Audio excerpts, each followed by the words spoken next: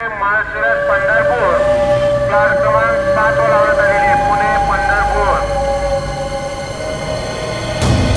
पुणे ते वीरपर्यंत जाणारी बस पुणे ते वीरपर्यंत जाणारी बस प्लॅट क्रमांक 4 वर लावण्यात आलेली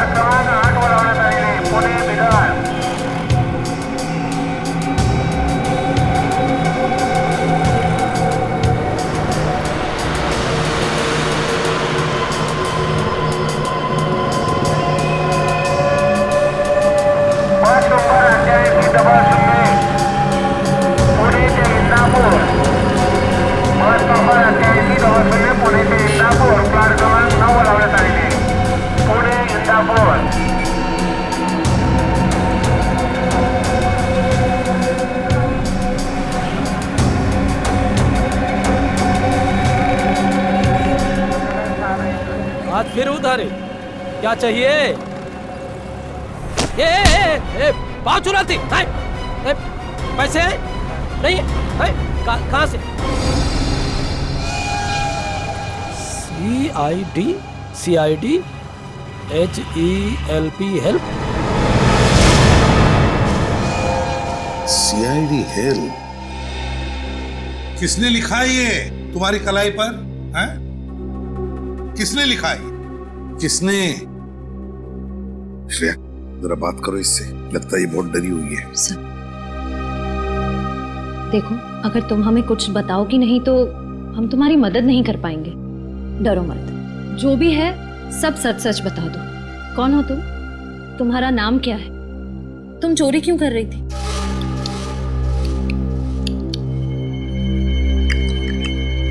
सर ये कौन सी भाषा है?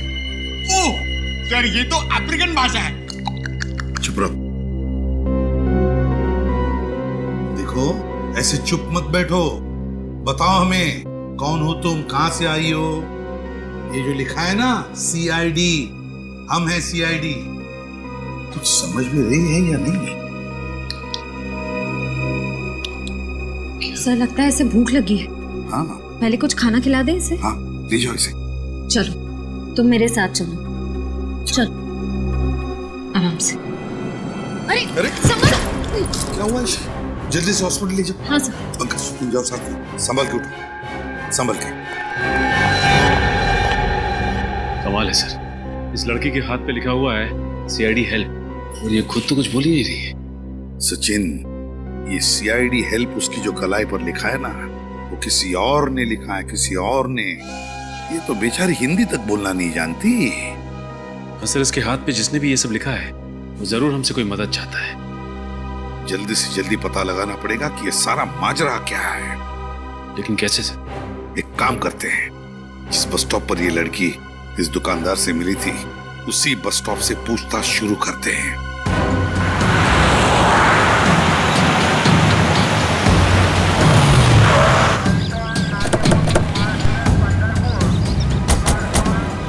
कहाँ पे सोई थी वो औरत? साहब उधर सोई हुई थी, ये सामने वाली दुकान मेरी है।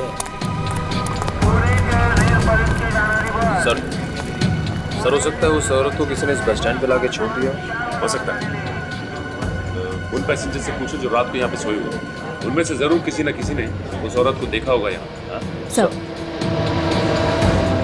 आपने इसको देखा है कहीं?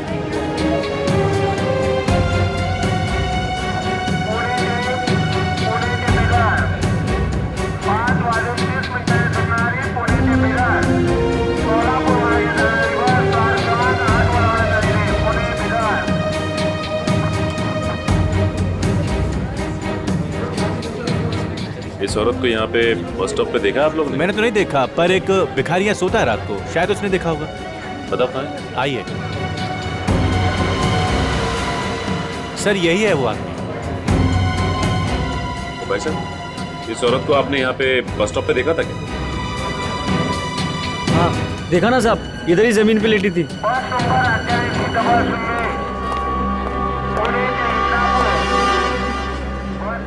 इस औरत को तुमने यहाँ पे जमीन पे लेटे हुए जी देखा? साहब। तो तुमने उसे यहाँ बस स्टॉप पे आते देखा क्या? साहब वो अपने आप थोड़ी ही आई थी, उसको तो लाया गया था। साहब साहब बताओ बात क्या है, क्या जानते हो उसके बारे में? साहब रात करीब 2 बजे जीप में 2 लोग इसको लेकर यहाँ आए थे और इसको छोड़कर यहाँ से चले गए। वो औरत चीखी चिल्लाई नहीं? नहीं साहब, शायद बेहोश थी या हो सकता है वो नींद में हो। तुमने गाड़ी का नंबर नोट किया? कुछ याद है तुम्हें? साहब बहुत अंधेरा था। ये सब तुम्हें अजीब नहीं लगा? तुम उस औरत की मदद कर सकते थे। मैं किस किस की मदद करूं? ऐसा तो पहले भी हो चुका है। मतलब? इससे पहले भी 2 बार ऐसा हो चुका है। कुछ लोग औरत को लेकर यहाँ आते थे और छोड़कर चले जाते थे। मैं खुद की मदद नहीं कर सकता साहब, तो उसकी क्या मदद करेगा? इसका मतलब इससे पहले भी 2 औरतें उस दरिंदे का शिकार हो चुकी हैं। लेकिन सर अभी तक हमारे पास उन दोनों औरतों के गायब होने की जानकारी नहीं है। हाँ, क्योंकि उन दोनों के हाथ पे CID हेल्प नहीं लिखा हुआ था। सर अब क्या करें? उस औरत के होश में आने का इंतजार। सालुंके साहब उस औरत के साथ में ही हॉस्पिटल में जहाँ पे उसका इलाज चल रहा है। अब इस केस की तह तक सालुंके साहब ही पहुंचा सकते हैं। अब कैसी तबीयत है इसकी? पहले से बेहतर है बॉस। और क्या बता सकता है इसके बारे में? बस 2 बातें पता चली हैं। एक तो ये कि इसके खून में हमें एक ऐसी दवाई मिली है जिसकी वजह से ये अपनी याददाश्त खो बैठी है। सर इसीलिए इससे अपना नाम नहीं याद आ रहा था। ये कौन है, कहाँ से आई है, इसके साथ क्या हुआ है, इसे कुछ पता नहीं। इस औरत की पूरी तरह से याददाश्त चली गई है, तो फिर ये औरत जरूर कुछ न कुछ तो जानती है। कोई ऐसा राज जो कोई नहीं चाहता उसका पर्दाफाश हो, पर हम उस राज का पता तो लगा ही लेंगे, और किसका राज है ये भी पता लगा लेंगे। और दूसरी बात ये बॉस कि इसके पेट की सर्जरी की गई है। इसका पेट काटा गया है और लगभग 25-30 घंटे पहले ही वापस से टांके लगाकर पेट सिला गया है, वो भी सस्ते वाले नायलॉन धागे से। पेट को काटा है तो कहीं इसका कोई ऑर्गन तो नहीं निकाल लिया? इसके किसी अंग की चोरी नहीं हुई है। तो फिर क्या हो सकता है? क्यों काटा होगा इसका पेट? ये बात अभी पता नहीं लगी है। सर इस औरत को तो कुछ याद ही नहीं है। अगर से होश भी आ गया तो भी हमें कोई जानकारी नहीं मिल पाएगी। पता लगा लेंगे निखिल, पता लगा लेंगे। वो 2 औरतें, बिल्कुल ऐसी 2 औरतें जिनको इसी हालत में छोड़ा गया था उस बस स्टॉप पर, उन 2 औरतों के बारे में पता लगा। आसपास जितने भी हॉस्पिटल्स है वहां जाकर के पूछताछ करो, पता लगा उन 2 औरतों के बारे में। कोई ना कोई सुराग तो जरूर मिल जाएगा।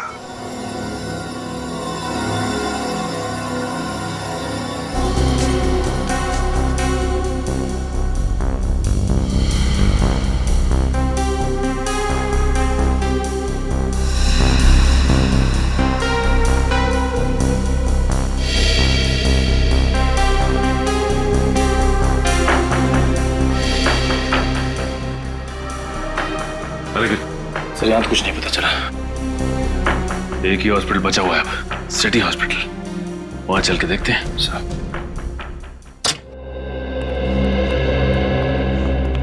हम लोग CID से एक लड़की के बारे में कुछ पूछताछ करनी थी। CID? जी हाँ, CID। इस फोटो को ध्यान से देखिए और बताइए कि क्या ये लड़की अपना इलाज करवाने के लिए आपके हॉस्पिटल में आई थी? जी हाँ, इस लड़की के पेट पे ऑपरेशन का निशान है। घाव देख के लगता है मानो इस लड़की का ऑपरेशन 2-3 दिन पहले हुआ। तो हम जानना चाहते हैं लड़की इस हॉस्पिटल में एडमिट हुई थी या नहीं। सर ये तो क्या? सर हमारे हॉस्पिटल में 2 औरतों की लाशें आई हैं। 2 औरतों की लाशें? हाँ सर, और उनकी वेशभूषा तकरीबन ऐसी ही थी और उनके गहने भी तकरीबन ऐसे ही हैं। तो क्या उन दोनों औरतों की लाशें अभी भी मुर्दाघर में?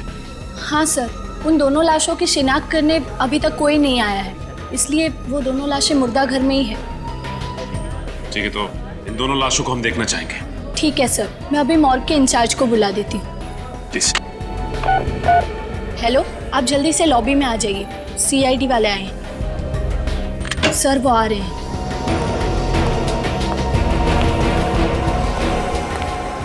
सर। जी कहिए। आपके मुर्दा घर में जो 2 औरतों की लावारिश लाशें पड़ी हैं वो देखना चाहते हैं। ठीक है, यही है उन दोनों औरतों की लाशें। इन दोनों की पोस्टमार्टम रिपोर्ट मिल सकती है? मैं लेके आता हूँ अभी, प्लीज।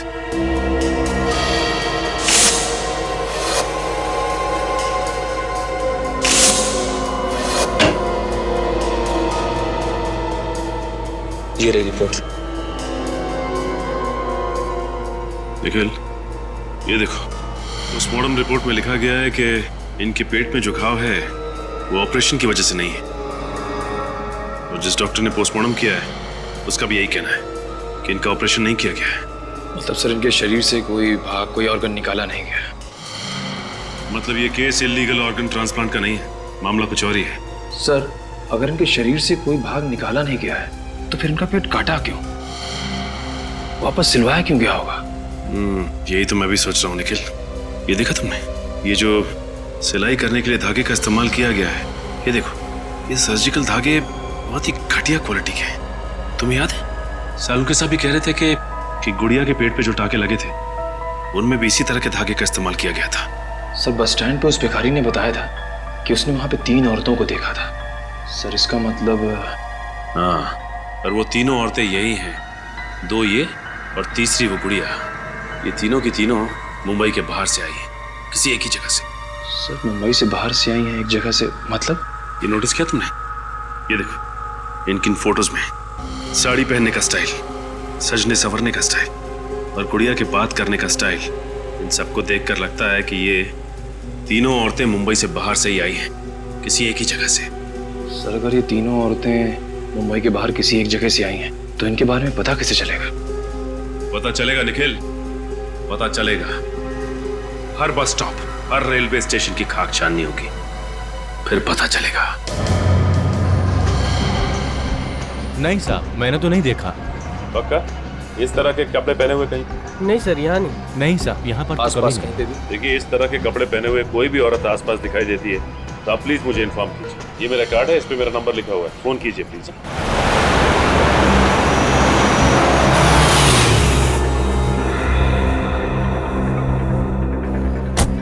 सर ये 6ठा बस स्टॉप है, लेकिन इस औरत के बारे में अब तक कुछ पता नहीं चला। पता चलेगा निखिल, हर बस स्टॉप पे पता करना पड़ेगा जब तक ये पता नहीं चल जाता कि ये औरतें आ कहां से रही।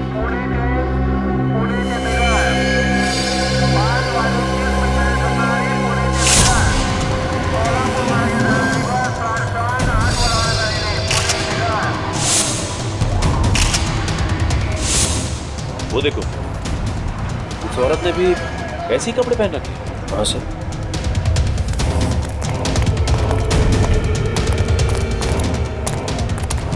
अरे यार सुनिए, देखिए घबराइए मत, हम लोग सीआईडी से। हाँ देखिए, डरिए मत, कुछ नहीं होगा आपको। इस औरत को देखिए, जानती हैं आप इसे? जानती?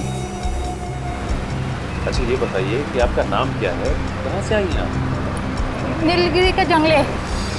नीलगिरी का जंगल? हाँ, आखिर इन भोली भाली अनपढ़ औरतों को नीलगिरी के जंगल से मुंबई क्यों लाया जा रहा है, और वो भी उनका बेवजह ऑपरेशन करने के बाद? कोई ना कोई राज तो जरूर छुपा है इस नीलगिरी के जंगल में, ये वहां जाकर ही पता चलेगा।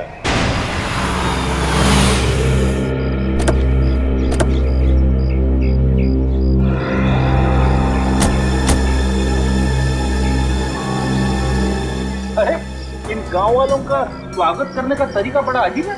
ये हमारा स्वागत नहीं कर रहा, बल्कि हमें देखकर नाखुश है। वैसे भी हम यहाँ इनसे मिलने नहीं आए, हम लोग नीलगिरी की जंगल के उन औरतों के पेट की सर्जरी का राज जानने आए हैं, और हम वो जानकर ही रहेंगे। देखिए, हम लोग सीआईडी से और यहाँ पे कुछ छानबीन करने आए हैं।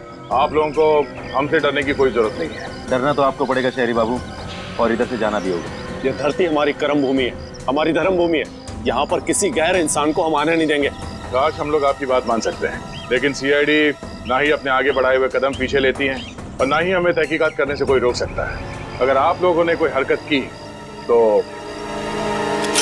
ठीक है, आप लोग अपना काम कर सकते हैं, लेकिन छानबीन करने से पहले आपको उनसे मिलना होगा। किससे मिलना पड़ेगा? आइए मेरे साथ। चलिए आइए। हाँ भाई मनसुख, अरे 1 हफ्ते पहले मैंने तुझसे ऑपरेशन के लिए 1 दर्जन कैंची, 2 दर्जन मोटी वाली सुई और नायलॉन के धागे मंगवाए थे। कब भेजेगा भाई? ठीक है, कल तक माल आ जाना चाहिए। मैं अभी रखता हूँ। माफ कीजिए, क्या चाहिए आपको? इस तरह के नायलॉन का धागा। हाँ हाँ है ना। जानवर कौन सा है आपका? जानवर मतलब? अरे भाई, जानवर बड़ा होगा तो धागा भी ज्यादा लगेगा ना, चमड़ी मोटी होती है ना उनकी। छोटा होगा तो 1 आध मीटर में काम हो जाएगा। मतलब ये धागा सिर्फ जानवरों पे इस्तेमाल किया जाता है? जी हाँ, आपको ये बात मालूम नहीं थी क्या? देखिए हम लोग सीआईडी से। सीआईडी? जी हाँ, सीआईडी। हमारी जानकारी के हिसाब से ऑपरेशन करने के लिए इस तरह का धागा सिर्फ आपके पास मिलता है। बात तो ठीक है, लेकिन हुआ क्या है? यहाँ पास के बस स्टॉप से हमें एक औरत मिली है जिसका ऑपरेशन किया गया है, और ऑपरेशन करने के बाद टाके इसी धागे से लगाए गए। औरतों के टाके इस धागे से? लेकिन आजकल तो कोई भी डॉक्टर इन धागों से इंसानों पर टाके नहीं लगाता। ऐसे धागे तो सिर्फ जानवरों के लिए उपयोग किए जाते हैं। लेकिन ये धागा एक नहीं, 3 औरतों के पेट पे टाके लगाने के लिए इस्तेमाल किए गए हैं। 3 औरतों पर? जी हाँ, 3 औरतों पर। वैसे ये सामग्री आप जहाँ सप्लाई करते हैं उनकी जानकारी तो होगी आपके पास? जी हाँ, 1 मिनट। ये लीजिए।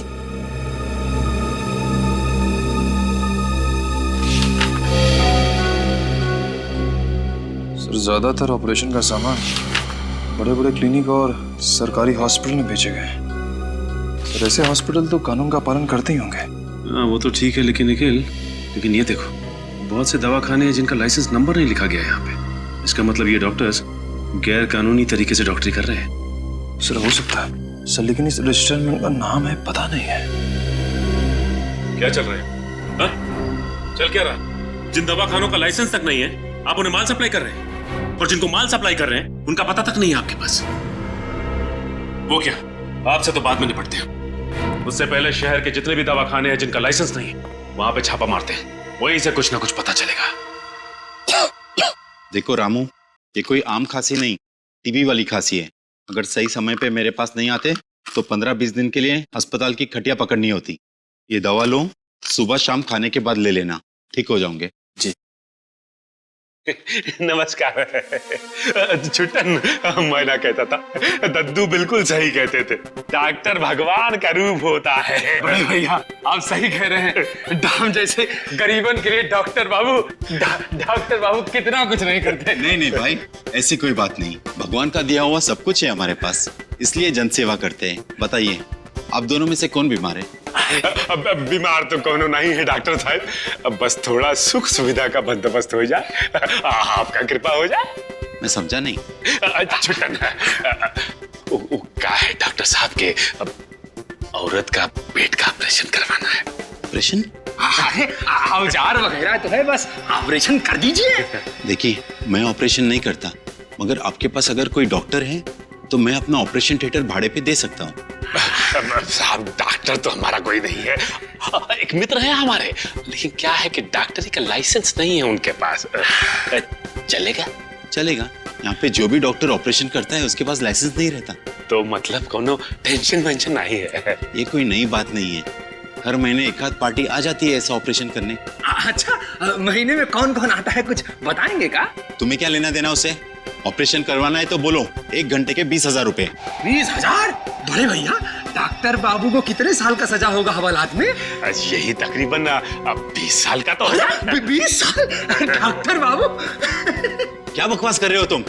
एक तो मैं तुम्हारी मदद कर रहा हूँ और तुम मुझे धमका रहे हो। कौन हो आप लोग? डॉक्टर साहब का है कि आपके पास जो डॉक्टर्स आते हैं ना, उनके पास लाइसेंस नहीं होता है, लेकिन क्या है कि हमारे पास आपको पकड़ने का लाइसेंस है। ये देखिए। सीआईडी? सीआईडी। सर, मुझे माफ कर दीजिए, मुझसे गलती हो गई। माफ कर दीजिए। पहले बता, महीने में कौन कौन आता है एक बार यहाँ पे ऑपरेशन करवाने के लिए गैर कानूनी तरीके से? सर, गांव के 2-4 गुंडे गांव की कुछ औरतों को लेके आते। गांव की औरतों को लेके आते हैं या फिर जंगल की औरतों को? शायद जंगल में रहने वाली औरतें, लेकिन किस चीज का ऑपरेशन होता है वो मुझे नहीं मालूम। देख, सच बोल, झूठ मत बोल, समझा? सर, मैं सच कह रहा हूँ। मैं पैसे लेके 2 घंटे के लिए बाहर चला जाता हूँ। और क्या पता है उसके बारे में? सर, एक बात है, जो भी औरतें अपने ऑपरेशन करवाने के लिए आती थी वो अपनी मर्जी से आती थी। अपनी मर्जी से आते? बिना जोर जबरदस्ती के? सर, ये कैसे मुमकिन हो सकता है? उन गुंडों की तस्वीर बनवानी होगी आपको। जी सर, जो भी आप कहेंगे। एक बात समझ में नहीं आ रही है, कोई भी औरत जानबूझकर अपने आप को मौत के मुंह में क्यों डालेगी? अरे क्या कर रहा है? वनराज भाई, ये शहरी बाबू लोग कह रहे हैं कि ये सीआईडी से हैं और यहाँ छानबीन करने आए हैं। तो आप है इस गांव के करता धरता वनराज भाई। भाई प्यार से लोग हमको भाई कहते हैं, इज्जत देते हैं भाई। आप भी हमारे सवाल का जवाब दे दीजिए, हम भी आपको बहुत इज्जत देंगे। अब जैसा देश वैसी है। देखो, हम किसी सीआईडी को नहीं जानते। यहाँ हमारी हुकूमत चलती है, हमारा राज है यहाँ। तुम अगर हमसे सवाल पूछना चाहते हो तो हमारे साथ 2-2 हाथ करना पड़ेगा। अगर तुम जीते तो हम तुम्हारे एक नहीं 2-2 सवालों के जवाब देंगे। अगर हम जीते तो तुमको यहाँ से खाली हाथ जाना पड़ेगा। बोलो मंजूर? ठीक है, हो जाएगा 2 हाथ। ये क्या कह रहे हैं सर आप? देखते जाओ कैसे मजा चखाते हैं। ये लड़ेगा मेरे से चूचू का मुर्गा, ये लड़ेगा मेरे से।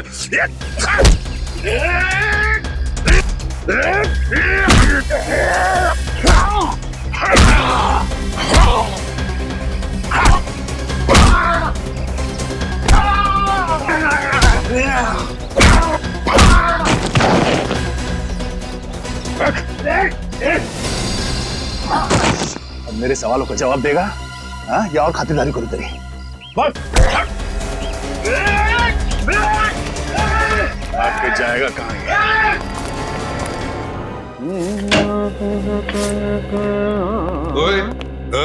ये क्या? ये सुनने के लिए तूने जल्दी बुलाया हमको? तेरा गाना?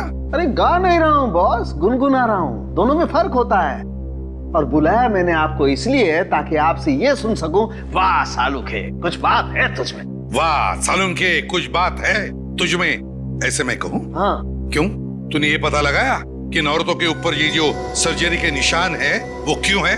पता लगा लिया मैंने, पता लगा लिया है कि इन दोनों के पेट पर वो सर्जरी का निशान कैसा है। मतलब डॉक्टर सालुखे ने अपना दिमाग लगा लिया? हाँ। क्या पता लगा लिया आपने? इन दोनों औरतों का इस्तेमाल इंसानी कुरियर की तरह से हो रहा था। क्या? इन औरतों को इंसानी कुरियर की तरह इस्तेमाल किया गया? हाँ, इन दोनों के पेट को काट कर कोई चीज जबरदस्ती इनके पेट के अंदर रखी गई और फिर पेट को सिल दिया गया। और दोनों के पेट पर 2-2 बार काटने के निशान हैं। 2 बार के टांके हैं अलग अलग किस्म के। मतलब सर? मतलब ये कि पहले इनके पेट को काट कर कोई चीज जबरदस्ती इनके पेट के अंदर रखी गई और पेट को सिल दिया, और बाद में टांके काट कर वो चीज बाहर निकाली गई और फिर से टांके लगा करके पेट को सिल दिया गया। मतलब इन बेचारी औरतों को स्मगलिंग के लिए इस्तेमाल किया गया। लेकिन तुझे पता कैसे चला सालुखे? बॉस, जब वो चीज जबरदस्ती इनके पेट के अंदर रखी गई तो इनके पेट की कुछ मांसपेशियां फट गई थी और उसमें जगह बन गई कुछ रखने के लिए। हाँ। सर अगर ये पहली औरत के साथ भी ऐसा ही हुआ तो पता कैसे नहीं चला? वो इसलिए कि जब उस औरत को अस्पताल में लाया गया वो जिंदा थी, और जब तक मैं उसकी जांच करता उसकी मांसपेशियों के घाव अपने आप भर गए थे। लेकिन इन दोनों औरतों को अस्पताल में जब लाया गया ये मर चुकी थी, इसलिए घाव भरने का कोई सवाल ही पैदा नहीं होता। स्मगलिंग करने के बहुत सारे तरीके आज तक देखे, लेकिन सबसे अजीब तो ये है। डॉक्टर साहब, इनके पेट में रखा क्या गया था? वो पता नहीं चल पाया, वो पता लगाना पड़ेगा। हाँ सर, ये तो पता लगाना ही पड़ेगा कि आखिर ये तस्करी किस चीज की हो रही थी। सचिन, पता तो हम लगा ही लेंगे कि किस चीज की तस्करी की जा रही थी, लेकिन है कौन ये टेढ़ा दिमाग जिसने इन बेचारे गरीब औरतों का इस तरह से इस्तेमाल किया? है कौन ये? मनराज, ये नीचे माफ कर दो, गलती हो गई साहब, गलती हो गई साहब, माफ कर दो। क्यों पहलवानी भूल गए? साहब मैं डर गया था साहब, मैं अपने लोगों के सामने अपनी नाक कैसे कटा सकता साहब, इसीलिए मैंने उन लोगों के सामने आपसे 2-2 हाथ करने की चुनौती दी थी साहब। आप जीत गए साहब, मैं हार गया साहब, माफ कर दो साहब। तो तुम वहां से भागे क्यों? मैं डर गया था साहब। सच्ची बताऊं साहब, मैं जंगल की लकड़ियां काट करके उसकी तस्करी करता हूँ साहब। मुझे नहीं मालूम था साहब इतने से जुर्म के लिए सीआईडी वाले मुझे पकड़ने के लिए यहाँ तक आ जाएंगे साहब। ये लो, हम लोग जंगल के औरतों की बात कर रहे हैं और ये जंगल के लकड़ियों की बात कर रहा है। जंगल की औरतें? मैं कुछ समझे नहीं साहब। इसे जानते हो, ऐसी औरतों को नीलगिरी के जंगल से मुंबई लाया जाता है, इनका पेट काट के टाके लगाए जाते हैं। पेट के टाके? हाँ। मैं ऐसा कुछ नहीं जानता साहब, मैं सच्ची बताऊं साहब, अगर हमारे गांव में कोई अनजाना आदमी घुस जाता तो हम लोग उसको चेतावनी देकर के छोड़ देते हैं, लेकिन ये नीलगिरी के लोग बहुत खतरनाक लोग हैं साहब। एक बार मैंने अपने कुछ साथियों को नीलगिरी के जंगल में भेजा था कब्जा करने के लिए, पता नहीं साहब वो कहाँ गया, आसमान खा गया कि जमीन निकल गया, आज तक वापस नहीं आया था। हाँ सर। क्या स्मगलिंग? किस चीज की स्मगलिंग सर? ठीक है सर, मैं पता लगाता हूँ। ओके। एसीपी साहब का फोन था। उन औरतों का पेट काट कर उनमें कोई चीज रखी जाती थी स्मगलिंग करने के लिए। मनराज, नीलगिरी के जंगल में ऐसे कौन सी कीमती चीज है जिसकी तस्करी के लिए कोई इतनी घिनौनी हरकत करेगा? ऐसी कोई चीज है नहीं साहब, मैं इस जंगल के चप्पे चप्पे से वाकिफ हूँ साहब। अगर यहाँ ऐसी कोई चीज होती तो मैं जंगल की लकड़ी की तस्करी क्यों करता साहब? हाँ, पुरातत्व विभाग के कुछ लोग यहाँ पे आए थे, 3 साल तक उन्होंने खोजबीन की, लेकिन उनको भी कुछ नहीं मिला था। कब हुआ था ये सब? पुरातत्व विभाग वाले लोग कुछ 5 साल पहले आए थे साहब। 3 साल तक उन्होंने इस जंगल के चप्पे चप्पे को खोजा साहब, उनको कुछ नहीं मिला साहब। सर, बहुत ही अजीब बात है, जब ये जंगलवासी किसी बाहर वाले को जंगल में जिंदा ही नहीं छोड़ते थे, तब 3 सालों तक उन्होंने आर्कियोलॉजिस्ट को यहाँ काम कैसे करने दिया? उस आर्कियोलॉजिस्ट का पता लगाना होगा जिसने नीलगिरी के जंगल में इतना समय बिताया। वो इस जंगल के चप्पे चप्पे से वाकिफ है। चलते काम करो, जंगल की तलाशी लेने की तैयारी करो। आप? जी, मैं सुष्मिता, निशिकांत की पत्नी। अच्छा, हमें निशिकांत जी से ही मिलना है। लेकिन वो तो 2 साल पहले ही गुजर गए। माफ कीजिएगा, हमें पता नहीं था। कैसे मौत हुई उनकी? अब मैं क्या बताऊं?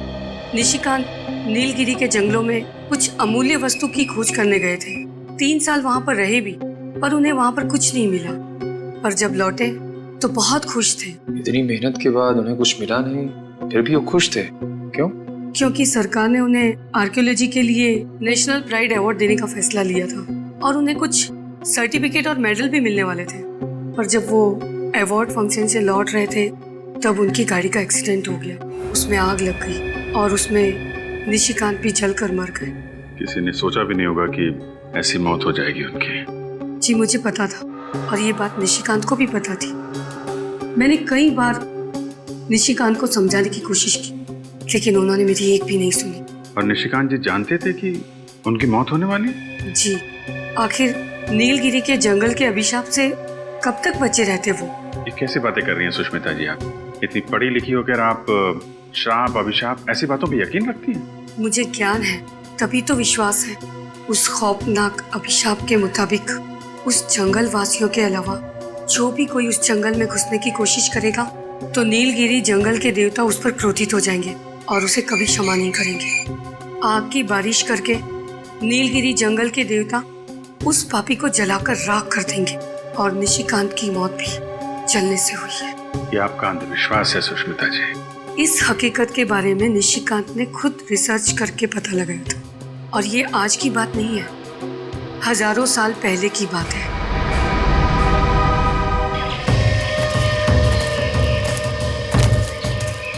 सर, जंगलों में जंगली जानवर होते हैं ना? रेडी, जंगली जानवर तो जंगल में ही होंगे ना। ये बात तो है सर, मगर उन जंगली जानवरों ने हम पर हमला कर दिया तो? Yes sir. क्या? जी। क्या हुआ सर? एसीपी सर का फोन था, उन्होंने उस प्राचीन कार, उस आर्कियोलॉजिस्ट के बारे में पता लगा। उसकी तो 2 साल पहले ही मौत हो चुकी है। ये तो बहुत बुरा हुआ। सो तो है विनीत। एसीपी सर ने यह भी बताया कि 2 साल पहले उनको सरकार की ओर से कोई पुरस्कार दिया गया और जब पुरस्कार मिलने के बाद वो घर लौट रहे थे तो रास्ते में उनकी गाड़ी को आग लग गई और जल के वो मर गए। उनकी पत्नी का कहना है कि नीलगिरी के जंगल में जाने की वजह से उन्हें श्राप लगा। कैसा श्राप? फ्रेडी, उनकी पत्नी का मानना है कि नीलगिरी के जंगलों में जंगली लोगों के अलावा अगर कोई और जाता है तो उसे जंगल के देवता का श्राप लगता है, उस पर आग की बारिश होती है। अरे बाप रे, फिर तो हमको भी श्राप लगेगा और हम पर भी आग की बरसात होगी। क्या फ्रेडी, ऐसी चीजों में मानते हो क्या? नहीं सर, वो बात नहीं है, मगर सावधानी बरतने में ही समझदारी है ना।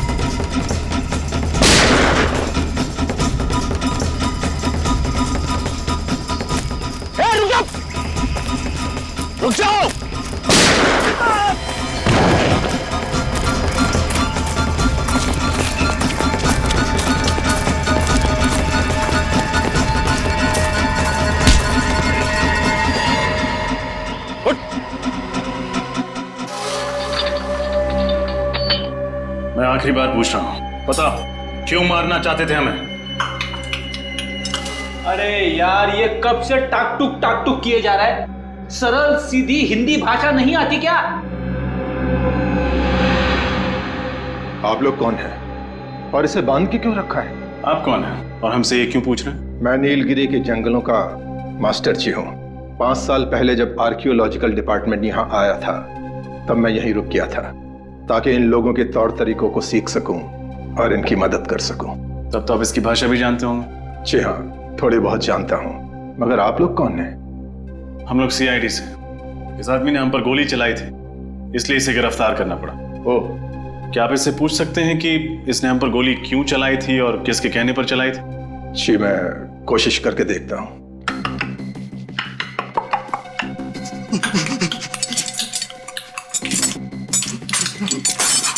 ये क्या कह रहा है? मैं समझने की कोशिश कर रहा हूँ मगर ठीक से समझ नहीं पा रहा हूँ। आपको देखकर ये बिल्कुल सहम गया है। मैं इन लोगों का ख्याल रखता हूँ, बीमारी में इनकी सेवा करता हूँ, इसलिए जंगल के वासी मेरा आदर सम्मान करते हैं। इसके हाथ पर ये गोदन है, कम से कम इसका मतलब तो समझा सकते हैं आप? देखिए, जैसा कि मैंने कहा, मैं ठीक से तो नहीं जानता, कोशिश करके देखता हूँ।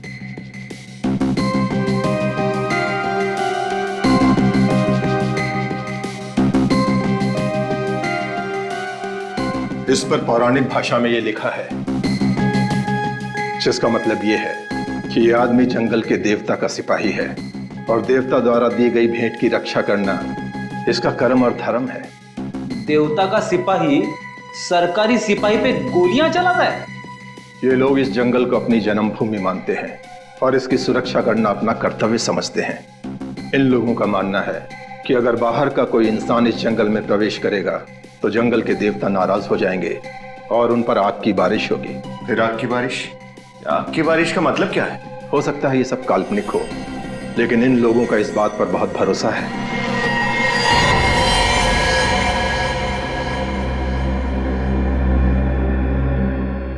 ये तो मर गया। मर गया? अरे, ये तो सही सलामत। क्या हो गया इसे? लगता है इसे जंगल के देवता का श्राप लग गया। मास्टर जी, आप भी इन बातों पर विश्वास करते हैं? देखिए, आप लोग जैसा समझना चाहते हैं समझ लीजिए, लेकिन मुझे ऐसा लगता है कि इसने आप लोगों से बातचीत की, इसलिए गांव के देवता का श्राप इसको लग गया। मास्टर जी, कोई श्राप नहीं होता। विनीत, डॉक्टर साळुंके को फोन लगा, वो यहाँ आएंगे और बताएंगे कि इसकी मौत कैसे हुई। May I come in, please? अरे आइए आइए, आपको कौन रोक सकता है? खुश हो गया। क्या बोला? नहीं तो कुछ नहीं। अच्छा, मैं वो जानने के लिए आया था कि वो नीलगिरी वाले केस का मसला सुलझा क्या? टाइम पास करने आया? नहीं, टाइम पास नहीं यार, जो पूछ रहा हूँ बताओ ना। वो आग की बारिश वाली गुत्थी सुलझी कि नहीं? साळुंके, तू आग की बारिश की बात ही मत कर, दिमाग खराब हुआ है मालूम है? पर वो आर्कियोलॉजिस्ट की बीवी, उसके बाद वो नीलगिरी का मास्टर जी, और अब तू। यार तू भी कैसा आदमी है? ऐसे पौराणिक चीजों पर विश्वास रखता है तू? आग की बारिश? अरे विश्वास नहीं रखता बॉस, बल्कि मैं ये बताने के लिए आया हूँ कि वो आग की बारिश आखिर है क्या चीज। और तो फिर बता ना। अरे आग की बारिश तो मेरी जेब में है। ये जरा पेन ड्राइव लगाओ कंप्यूटर में। सर, आओ।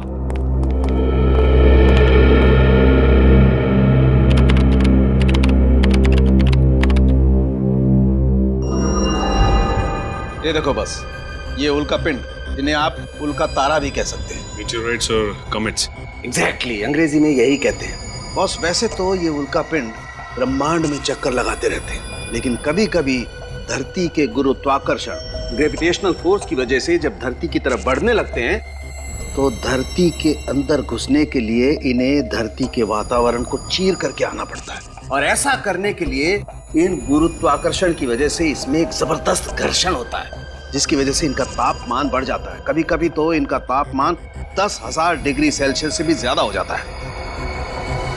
10,000 डिग्री से भी ज्यादा? तब तो ये आग के गोले बन जाते हैं, और जब ये धरती की तरफ गिरने लगते हैं तो लगता होगा आग की बारिश हो रही है। और बॉस, मेरी रिसर्च बताती है कि हजारों साल पहले नीलगिरी के जंगलों में ऐसी ही आग की बारिश हुई थी। और शायद इसीलिए नीलगिरी के जंगल में रहने वाले लोगों को लगता होगा कि अगर कोई बाहर का आदमी उनकी जमीन पर पैर रखे उनकी देवताओं की इजाजत के बगैर, तो देवताओं को गुस्सा आता होगा और वो आग की बारिश करते होंगे उस पर। हाँ विनीत, क्या? अच्छा ठीक है, ओके।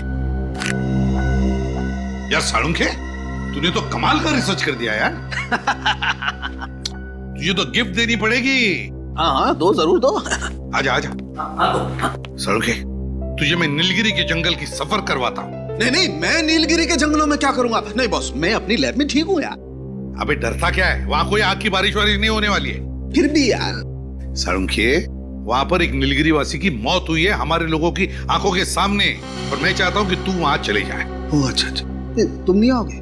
पिकनिक है। नहीं नहीं, मतलब तुम होते तो। अब अभिजीत आ रहा है। हाँ ठीक है, हाँ। और भाभी के हाथ का सलाद भी लेके जाना साथ में।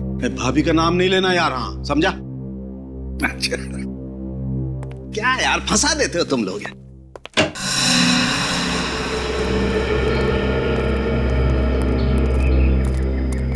भाई साहब 3 लस्सी देना। बढ़िया साहब। अरे बाप रे बाप, ऐसे कई रहस्य हैं जिनके राज हम अभी तक जान नहीं पाए।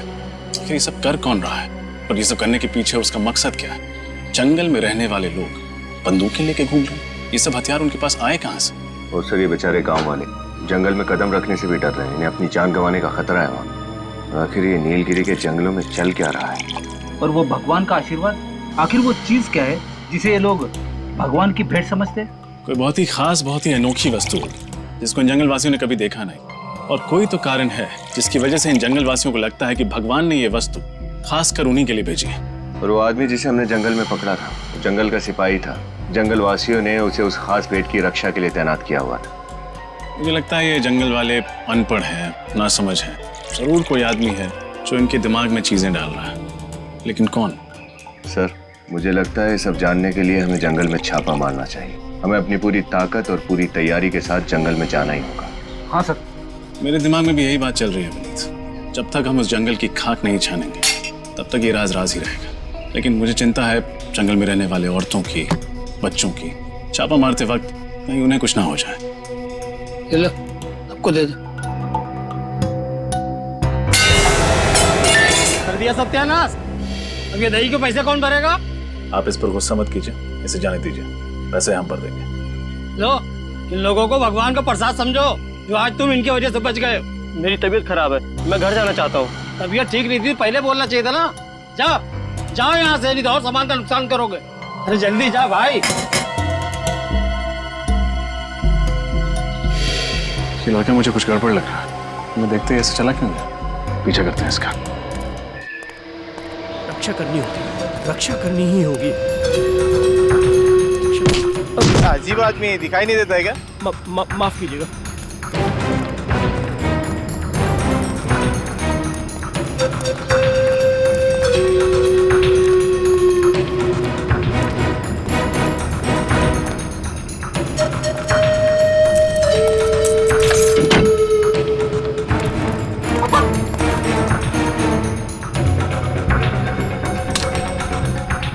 सुरक्षित है, भगवान की धरोहर सुरक्षित है। मगर कब तक? शहर के लोग इसे ढूंढते हुए यहाँ तक आ गए। तो ये है भगवान का उपहार, लाओ हमें दे दो। नहीं, कभी नहीं। तुम सब लालची हो, राक्षस हो। हमारे देवता के आशीर्वाद तुमसे छीनना चाहते हो। देखो चुपचाप ये बॉक्स हमारे हवाले कर दो, वरना क्या? मैं अपने प्राणों की आहुति दे दूंगा, मर जाऊंगा, लेकिन जंगल के देवता के इस उपहार को तुम शहरी लोगों के हाथों में कभी नहीं दूंगा। हम पर विश्वास करो, हम सीआईडी से, हम जंगलवासियों के दुश्मन नहीं, शुभ चिंतक है। नहीं, झूठ बोला है तुम सब। तुम शहर के लोग अभिशाप बन के आए हो हमारे लिए। देखो, हम जंगलवासियों का धरोहर नहीं छीनना चाहते, हम बस उस गुनहगार को पकड़ना चाहते हैं जो नीलगिरी के जंगल की भोली भाली औरतों को तस्करी के लिए इस्तेमाल कर रहा है। हम उस राक्षस को पकड़ना चाहते हैं। क्या तुम उन भोली भाली औरतों को नहीं बचाना चाहते? नहीं, आप लोगों का ये इरादा नहीं है। मैंने आपकी बातें सुनी है। आप इस नीलगिरी के जंगल को बर्बाद कर देना चाहते हैं, यहाँ के जीवन और यहाँ की शांति को नष्ट कर देना चाहते हैं। बात सुनो, हम जंगल को बर्बाद करने नहीं आए, हम उन दुश्मनों को पकड़ने आए हैं जो बंदूक लेके घूम रहे जंगलों में। वही असली दुश्मन है जंगल के, समझे? हाँ, हम तुम्हारे दोस्त हैं, दुश्मन नहीं। हम पर विश्वास रखो प्लीज, हम पर विश्वास रखो। मगर लाओ ये बॉक्स हमें दे दो। ठीक है साहब, आप लोग इसकी रक्षा कीजिएगा, किसी गलत हाथों में मत पड़ने दीजिएगा साहब।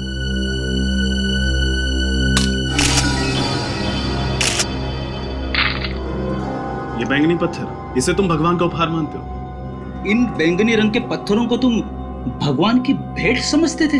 आपको कदर नहीं है इनकी साहब। ये उपहार है भगवान का हमारे लिए। ऊपर से गिरे हैं ये साहब, चमत्कार है ये साहब, भगवान का चमत्कार हमारे लिए। सारंगे साहब, यस सर, आप सेफ हाउस पहुंचे। क्या बात है डॉक्टर साहब, आप इस पत्थर को इतने गौर से क्यों देखे जा रहे हैं? इस पत्थर में कोई खास बात है क्या? खास बात, बहुत ही खास बात है। ये टेफाइट पत्थर है और बहुत ही कीमती है। क्या ये पत्थर कीमती है? 1 ग्राम टेफाइट की कीमत कम से कम 10 लाख रुपए होती है। अरे बाप रे! और ये जो सारे पत्थर तुम लोगों को मिले हैं, इनकी कीमत कम से कम 25 से 30 करोड़ रुपए है। सर फिर तो जरूर इन्हीं अमूल्य टेफाइट पत्थरों को औरतों के पेट में छिपाकर उनकी तस्करी का रैकेट चलाया जा रहा था। हाँ, तुम बिल्कुल ठीक कह रहे हो। इन पत्थरों की ही तस्करी हो रही थी उन औरतों के जरिए। हमें ये पता करना चाहिए कि इन पत्थरों की तस्करी के पीछे किसका हाथ है। लेकिन ये पत्थर नीलगिरी के जंगलों में आए कहां से? वर्षों पहले जिस मीटियोर की वजह से आग की बारिश हुई थी, ये उसी के टुकड़े हैं जो जमीन पर गिरकर टेफाइट पत्थर में बदल गए। हमें नीलगिरी के जंगलों में एक बार फिर से जाकर के उस जमीन की अच्छी तरह से जांच करनी चाहिए। हम नीलगिरी के जंगल में जाएंगे जरूर, पर पूरी तैयारी के साथ।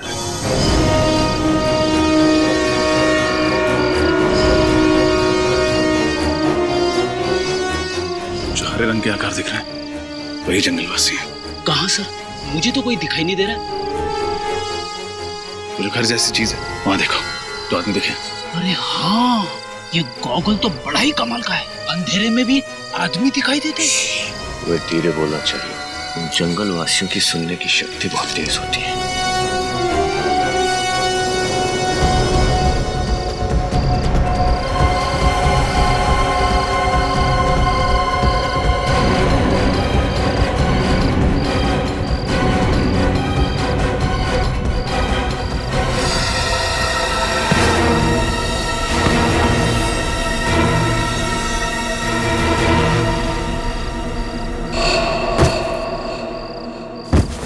अंदर चल के देखते हैं। यहाँ तो कोई नहीं है सर। अच्छी तरह से तलाशी लो, कोई ना कोई सुराग जरूर मिलेगा।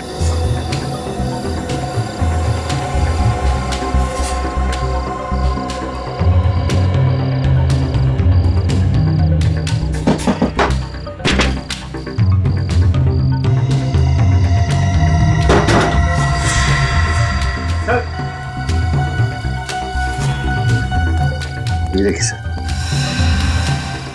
नोटों की गड्डियां और टेफाइट पत्थर।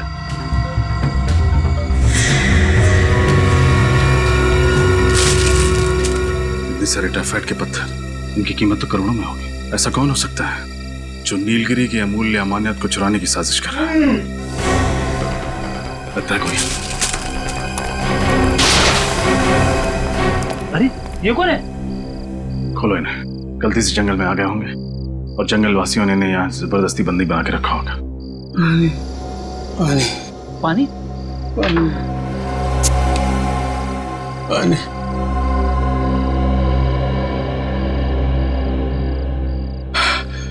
कौन है आप और किसने किया आपके साथ ये सब? आप लोग कौन हो? हम लोग सीआईडी से। हमने यहाँ जंगल पे छापा मारा। भगवान का लाख लाख शुक्र है, आपको मेरा संदेश मिल गया। वो आप हैं जिसने उस औरत की कलाई पर सीआईडी हेल्प लिखा था? मैंने ही वो संदेश लिखा था। मैं एक डॉक्टर हूँ। 2 साल पहले नीलगिरी में मुझे भेजा गया था। जंगल वासियों की तबीयत बहुत बिगड़ गई थी, लेकिन मुझे अगवा कर लिया गया और 2 साल तक मुझे इसी तरह बंदी बना कर रखा था। किसने अगवा किया था आपको? पता नहीं, मैंने उनका चेहरा नहीं देखा है। लेकिन इन लोगों ने आपको यहाँ 2 साल तक इस तरह से क्यों? क्योंकि उनको मेरी जरूरत थी। कैसी जरूरत? जंगल की गरीब औरतों का पेट काटकर मैं उसमें टेफाइट पत्थर भरा करता था। इस तरह ये लोग तस्करी करते हैं। अगर मैं ऐसा नहीं करता तो वो लोग मुझे मार डालते। इसलिए उस औरत गुड़िया की कलाई पर वो संदेश लिखा था। बस यही उम्मीद थी कि आप लोग आएंगे, मुझे और उन औरतों को इस नर्क से बचा देंगे। वो डॉक्टर आप हैं? हाँ। कौन चला रहा है ये रैकेट? किसके इशारे पर हो रहा है सब? पता नहीं, मैंने सिर्फ उसकी आवाज़ सुनी है। जब वो मुझे यहाँ मिलने आता है तो मेरी आंखों पर पट्टी होती है। वो आपसे इस झोपड़े में मिलने आता है? हाँ। ये क्या है?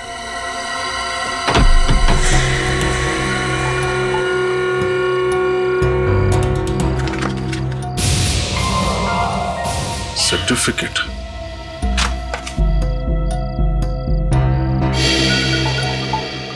मेडल।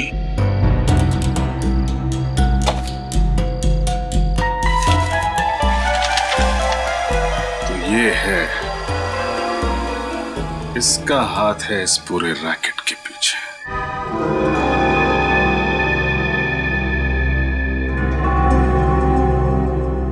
अरे डॉक्टर साहब, इतनी जल्दी भी क्या है? देख लीजिए कहीं कोई जरूरी सामान छूट तो नहीं गया। जंगल के अंदर एक झोपड़ा, झोपड़े के अंदर एक बक्सा, बक्से के अंदर एक सर्टिफिकेट, एक मेडल, और इनमें छुपा एक राज। क्यों डॉक्टर साहब? डॉक्टर साहब, बेटा मैं कोई डॉक्टर वॉक्टर नहीं हूँ। मैं तो इस गांव का गरीब मास्टर जी हूँ। मास्टर जी या फिर मास्टर माइंड? टेफाइड की स्मगलिंग का रैकेट आप ही चलाते हैं ना? टेफाइड जंगल से बाहर निकालने के लिए जंगल की मासूम औरतों का पेट काटकर उन्हें कुरियर का पैकेज बनाकर खुद मालामाल होना चाहते थे। ये कैसा आरोप लगा रहे हैं आप लोग मुझ पर? मैं तो गांव का एक गरीब मास्टर जी हूँ जो इस केस की तह तक पहुंचने में आप लोगों की मदद कर रहा हूँ। मुझे नहीं पता कि ये टेफाइड पत्थर है। ओह, हम तो भूल ही गए थे कि आप एक गरीब लाचार गांव वाले हैं। आपको कैसे पता होगा कि उस पत्थरों की कीमत क्या है? वही तो आप लोगों को गलतफहमी हुई है। गांव का बूढ़ा मास्टर इन पत्थरों की कीमत से अनजान हो सकता है, लेकिन डॉक्टर निशिकांत नहीं। नेशनल प्राइड अवार्ड जीतने वाले आर्कियोलॉजिस्ट को तो पूरा ज्ञान होगा, और होना भी चाहिए।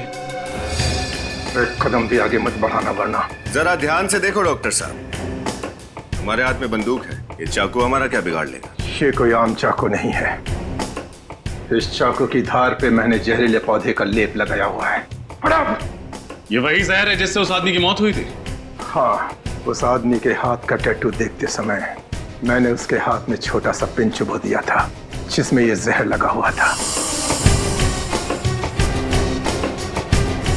कुछ ही पल में तुम भी ब्यूरो में कैद हो गए। इससे तो अच्छा होगा कि मैं अपनी जिंदगी खुद ही खत्म कर लूं।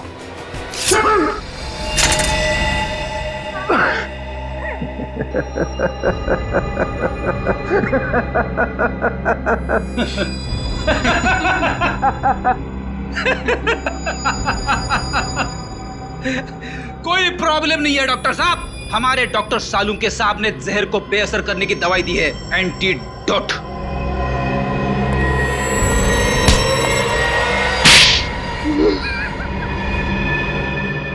बताओ, किस नाम से बुलाए तुमको? निशिकांत जी या फिर मास्टर जी? जब मैं नीलगिरी के जंगलों में प्राचीन चीजों की खोज के लिए खुदाई कर रहा था तो मुझे टेफाइड पत्थर मिला, और उसे देखते ही मेरे मन में लालच आ गया, क्योंकि मैं जानता था कि वो पत्थर बहुत कीमती और बहुमूल्य है। और फिर मैंने उस बेशकीमती पत्थर को हासिल करने का एक प्लान बनाया। अपनी ही मौत का प्लान है ना? अपनी गाड़ी में बिठा दिया किसी को और लगा दिया आग। उस गाड़ी जलने की आग में जल गया निशिकांत, और पैदा हुआ एक राक्षस, मास्टर जी। लेकिन एक बात समझ में नहीं आई कि नीलगिरी के जंगल के रहने वाले लोगों ने तुम्हें जंगल में वापस कैसे जाने दिया? खुदाई के दौरान मैं 3 साल तक वहां रहा था और मैंने उनके तौर तरीके सीख लिए थे।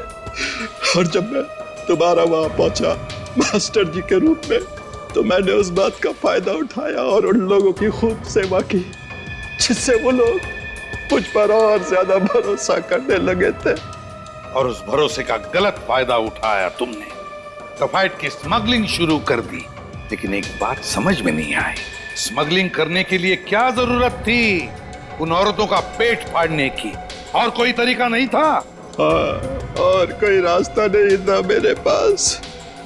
इसलिए मैंने नीलगिरी गांव के एक सामान्य से डॉक्टर को अगवा कर लिया और गांव की औरतें जब अपने पेट के दर्द के इलाज के लिए वहां आती थी तो वो डॉक्टर उसके पेट की सर्जरी करके टाइफाइड पत्थर को उसमें छिपा देता और फिर हम उसे शहद भेज देते थे। उन औरतों के घर वाले उनके बारे में पूछते नहीं थे?